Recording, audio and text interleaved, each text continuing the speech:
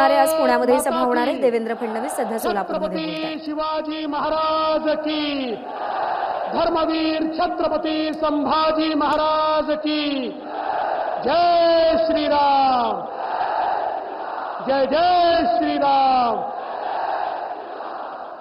मंचावर उपस्थित अखिल विश्वातील सर्वाधिक लोकप्रिय प्रधानमंत्री माननीय नरेंद्र मोदी जी, गुलाबराव पाटील जी, जय सिद्धेश्वर शिवाचार्य महास्वामी जी, आपल्या सर्वांचे लाडके उमेदवार, गरीबाचा पोरगा, ऊसतोड कामगाराचा पोरगा, सामान्य माणसाचा पोरगा असलेले रामभाऊ सातपुते, आमदार सुभाष देशमुख जी, आमदार विजयराव देशमुख जी, सचिन कल्याण शेट्टी जी, समाधान अवताडे जी, यशवंत माने जी, प्रशांत परिचारक जी, या ठिकाणी उपस्थित राजाभाऊ सरवळे जी, शोभाताई बनशेट्टी, विक्रम देशमुख जी, राजन पाटील जी, शहाजी पवार जी, लक्ष्मणराव ढोबळे जी, नरेंद्र काळे जी, शिवानंद पाटील जी, नरसिंग मेंग जी, या ठिकाणी उपस्थित किशोर देशपांडे जी, शिवाजी सावंत जी, ज्योतिताई वाघमारे, रोहिणीताई तळसकर, अमोल शिंदे, दीपकराव साळुंके, दीपक भोसले, विनायक महिंद्रकर, मंचावरील सर्व मान्यवर आणि उपस्थित माझ्या माता भगिनी आणि बंधूंनो, खरं म्हणजे या ठिकाणी संतांच्या स्पर्शाने पावन झालेल्या देवभूमी सोलापूरमध्ये आपल्या सगळ्यांच्या वतीनं मी माननीय मोदी साहेबांचं मनपूर्वक स्वागत करतो।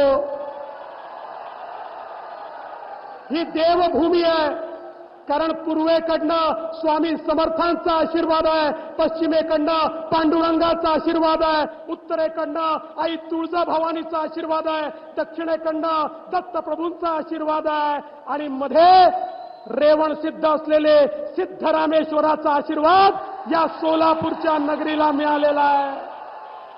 बंधू भगिनींनो, खऱ्या अर्थानं या निवडणुकीमध्ये ही जी काही लढाई आहे, ही राम सातपुते आणि प्रणिती शिंदेची नाही आहे। ही लढाई माननीय नरेंद्र मोदीजी यांना प्रधानमंत्री बनवायचं आहे की 26 पक्षाची खिचडी, त्या खिचडीला जागा द्यायची आहे, याची खऱ्या अर्थानं ही लढाई आहे। तुम्ही मला सांगा, कोण देशामध्ये प्रधानमंत्री पाहिजे? कोण प्रधानमंत्री पाहिजे? कोण देश सांभाळू शकतं? बंधू भगिनींनो, देशामध्ये कोविडची महामारी आल्यानंतर तुम्हाला आम्हाला जिवंत ठेवण्याकरता ज्या व्यक्तीने देशाला नेतृत्व दिलं ते मोदीजी आहेत। या देशामध्ये ज्या ज्यावेळी आतंकवादाने आपलं डोकं वर काढलं त्यावेळी घुसून सर्जिकल स्ट्राईक करणारे मोदीजी आहेत। माझा तुम्हाला सवाल आहे, ही जी खिचडी तयार झाली आहे, खिचडी राहुल गांधींची खिचडी, सांगा देशामध्ये कोविड सारखी स्थिती तयार झाली, देशामध्ये युद्धाची स्थिती तयार झाली, राहुल गांधी नेतृत्व करू शकतात का? शरद पवार करू शकतात का? उद्धव ठाकरे करू शकतात का? मुलायम सिंगांचा पोरगा करू शकतो का? लालू प्रसादचा पोरगा करू शकतो का? ममता बॅनर्जी करू शकते का? स्टॅलिन करू शकतो का? मग एकच व्यक्ती या देशामध्ये देशाचं नेतृत्व करू शकतो आणि त्या व्यक्तीचं नाव आहे तुमचे आमचे या देशाचे माननीय नरेंद्र मोदीजी। बंधू भगिनींनो, या सोलापूरवर मोदीजींचं प्रेम आहे, सोलापूरकरांचं मोदीजींवर प्रेम आहे, पण यावेळेस प्रेम व्यक्त करायचं असेल तर ते राम सातपुतेच्या माध्यमातून करावं लागेल। रामची बटन दाबली की थेट मोदीजीपर्यंत तुम्ही पोहोचणार आहात। आणि मी खऱ्या अर्थानं तुम्हाला एवढंच सांगण्याकरता आलो आहे, विकासाची कामं आपण पाहतोय, बदललेला जिल्हा आपण पाहतोय, रस्त्यांची कामं पाहतोय, पिण्याची पाईपलाईन या ठिकाणी येते आहे, हे आपण सगळे बघतोय। आणि आता आयटीचं हब बनवायचं असल्यामुळे बिना एअरपोर्टचं आयटी हब बनत नाही, एअरपोर्टचं काम देखील या ठिकाणी चाललेलं आहे, ते देखील आपण सगळे मिळून पाहतोय।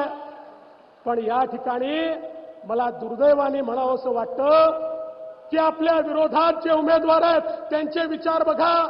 वडील म्हणतात या देशामध्ये हिंदू आतंकवाद आहे आणि मुलगी म्हणते पुलवामाचा हल्ला हा भाजपवाल्यांनी घडवलेलं षडयंत्र आहे. अरे लाज वाटली पाहिजे. अरे जाऊ द्या, निवडणुका येतील, निवडणुका जातील, पण शहीदांचा अपमान, जवानांचा अपमान सोलापूरकर सहन करणार आहेत का, हा माझा तुम्हाला सवाल आहे.